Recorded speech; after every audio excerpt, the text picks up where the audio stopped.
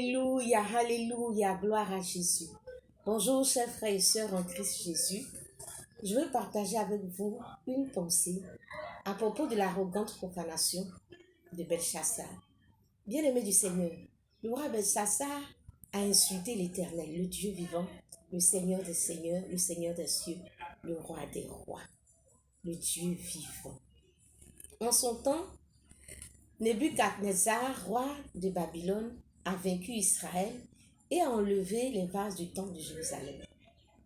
Plus tard, son successeur, Belchassar, organise un festin et il fait apporter les vases du temple, les ustensiles du sanctuaire, pour boire du vin avec ses grands, avec ses femmes, ses concubines, et il loue ses dieux d'argent d'idoles. Ses dieux d'argent, ses dieux de fer, de bois, ses idoles. Bien-aimés du Seigneur, prendre les vases du temple de Jérusalem, les ustensiles du sanctuaire, pour boire du vin, c'est une profanation. C'est une insulte délibérée envers l'Éternel. Par ce geste, Belchassar parle à l'Éternel. Il est en train de lui dire, tu n'es rien, je ne te considère pas. Il se moque de lui, il le nargue, bien-aimé du Seigneur.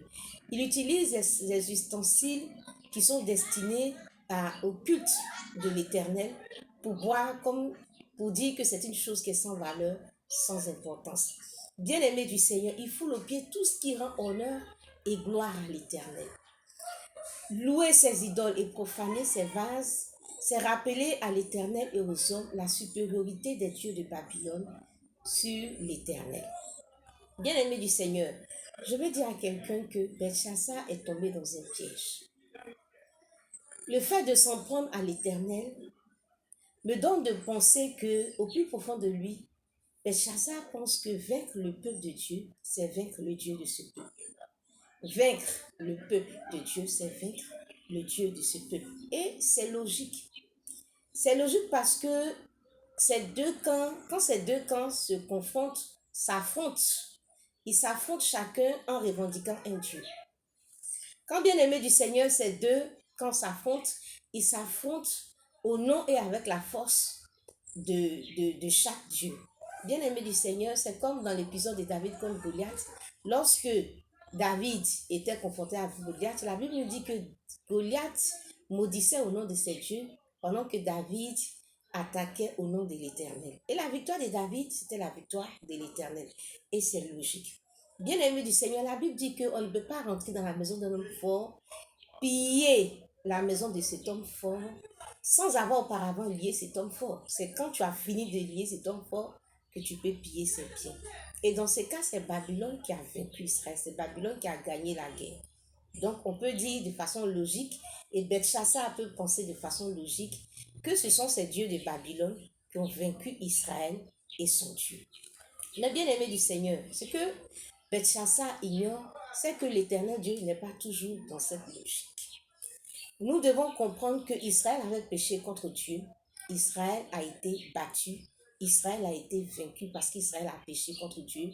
Et l'Éternel s'est irrité contre Israël et l'Éternel a livré Israël à Babylone.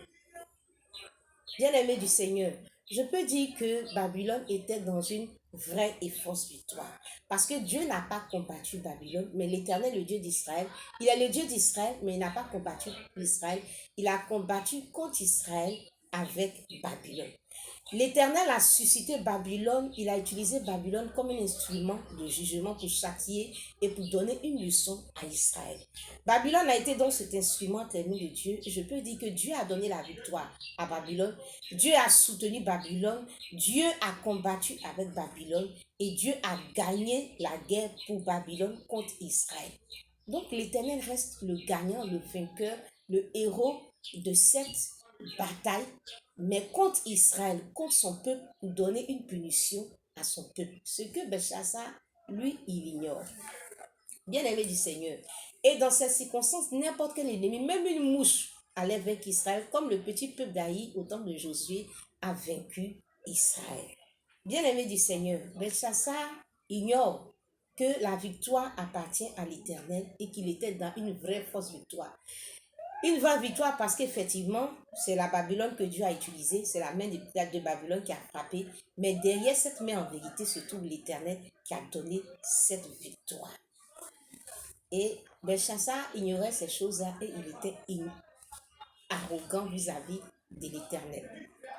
Je veux que quelqu'un comprenne aujourd'hui que vaincre le peuple de Dieu n'est pas vaincre le Dieu de ce peuple. Vaincre un enfant de Dieu n'est pas vaincre le Dieu de cet enfant de Dieu. Bien-aimé du Seigneur, Belshazzar est dans sa logique, l'Éternel n'était pas dans cette logique. Et pendant que le peuple de Dieu impuissant regardait Belshazzar être arrogant et profaner les vases du temple, le Dieu de ce peuple, le Dieu d'Israël, était debout. Et le Dieu d'Israël pouvait donner gloire à son nom. La Bible nous parle de Joas qui a dit un jour à propos de Baal que si Baal est Dieu, qu'il défende sa propre cause. Et je veux dire que l'Éternel est celui-là qui défend sa cause, même quand son peuple est vaincu. Dans le livre de 1 Samuel, nous pouvons voir que Israël a péché contre Dieu et Dieu a prononcé un jugement contre Israël. Et Dieu a livré Israël entre les mains des Philistins. Ainsi que les enfants d'Israël se lèvent, ils prennent l'arche de l'Éternel et ils vont combattre avec l'Éternel, avec l'arche de l'Éternel qui est symbole de la présence de l'Éternel, ils vont combattre les Philistins. Ils ont été battus par les Philistins. Et les Philistins, pensant avoir battu Israël et son arche, Israël et son Dieu, prennent l'arche de l'Éternel pour aller à Asdod. Et là, ils prennent l'arche de l'Éternel, ils la mettent dans la maison de Dagon, ils la placent à côté de Dagon.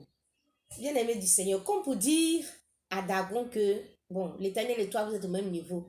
Comme pour dire à Dagon encore que tu as vaincu le Dieu d'Israël, tu as vaincu Israël, donc voici ton trophée de guerre. Voici le trophée de ta victoire. Bien-aimé du Seigneur, le matin, quand les Philistins se lèvent, les Asdodiens se lèvent, voici que Dagon est étendu par terre devant l'arche de l'Éternel. Il ne comprenait rien, il replace encore l'arche, il replace encore Dagon aux côtés de l'arche de l'Éternel. Et voici que le matin encore, il retrouve Dagon étendu à terre devant l'arche de l'Éternel. Et les deux mains et la tête de Dagon étaient abattues sur le seuil. Bien-aimé du Seigneur, les dieux des nations sont des idoles. L'Éternel, c'est les dieux. Aucune idole ne peut vaincre l'Éternel. Aucune idole ne peut contester avec l'Éternel. Il suffit seulement de te référer à l'épisode d'Élie devant les prophètes de Baal. Bien-aimé du Seigneur, pendant que les Philistins ne comprenaient rien, la Bible dit que à Asdod, la main de l'Éternel va s'appesantir sur les Asdodiens. L'Éternel va mettre la désolation au milieu des Philistins et les a frappés d'hémorroïdes.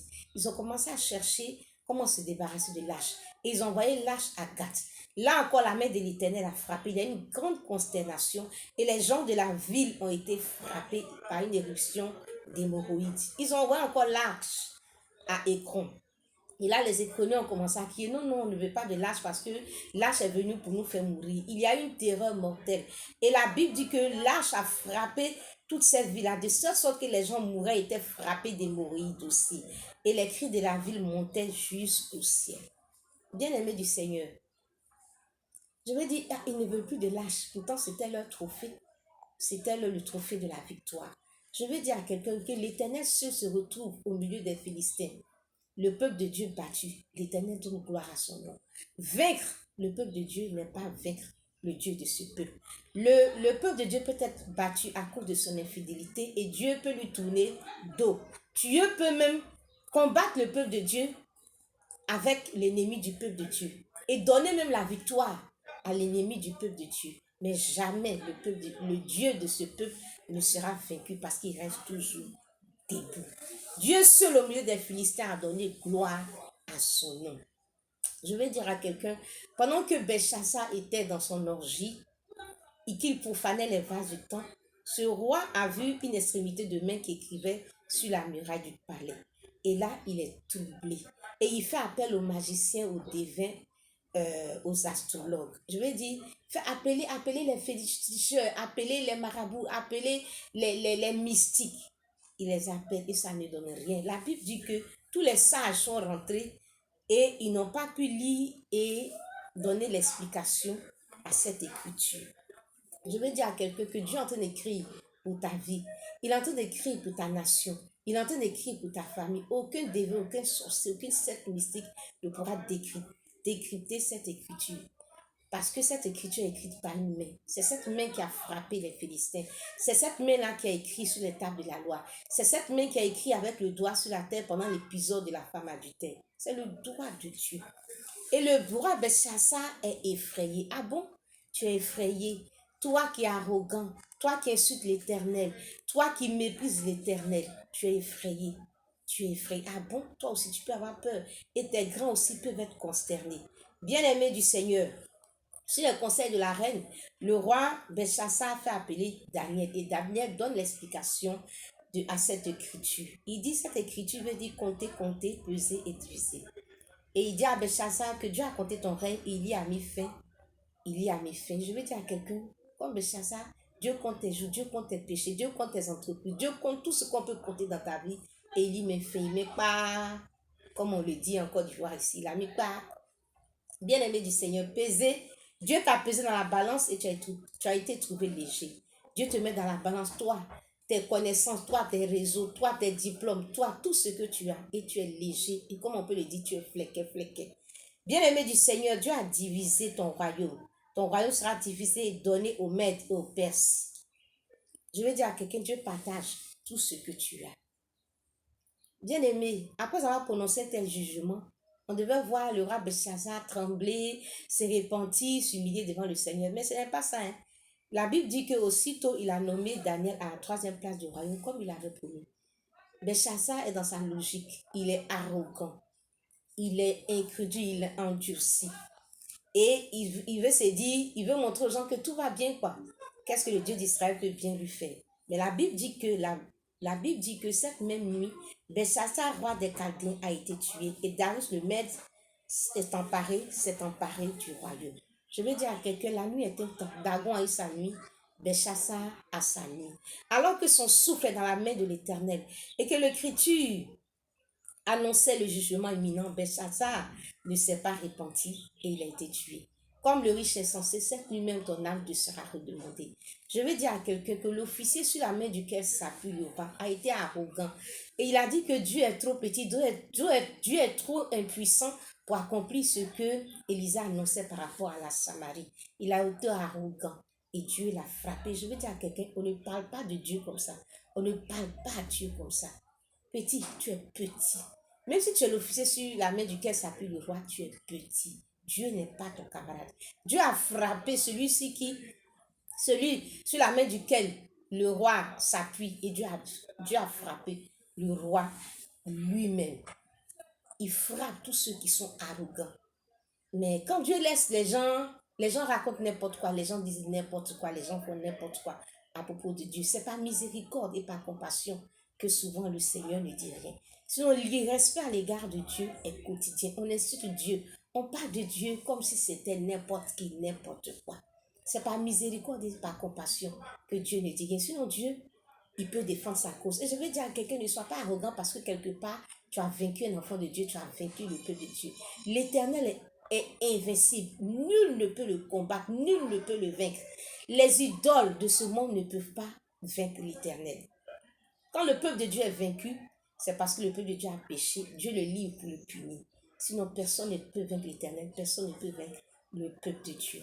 Bien-aimé du Seigneur, tous ces morts que je viens de citer, qu'il s'agit de l'officier, qu'il s'agit du roi Belshazzar, doivent nous interpeller. Quand Ananias et Saphira ont été tués, ont été frappés par le Seigneur, la Bible dit qu'une grande crainte s'est emparée de toute l'assemblée, de tous ceux qui apprenaient ces choses. Ayons la crainte de Dieu.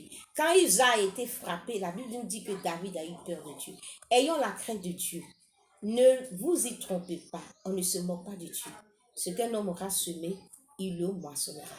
Que la crainte de Dieu soit dans nos cœurs, que la crainte de Dieu soit dans nos vies. Bannissons l'orgueil. Et je vais dire à quelqu'un, tu dois garder cette leçon. Vaincre le peuple de Dieu n'est pas vaincre le Dieu de ce peuple.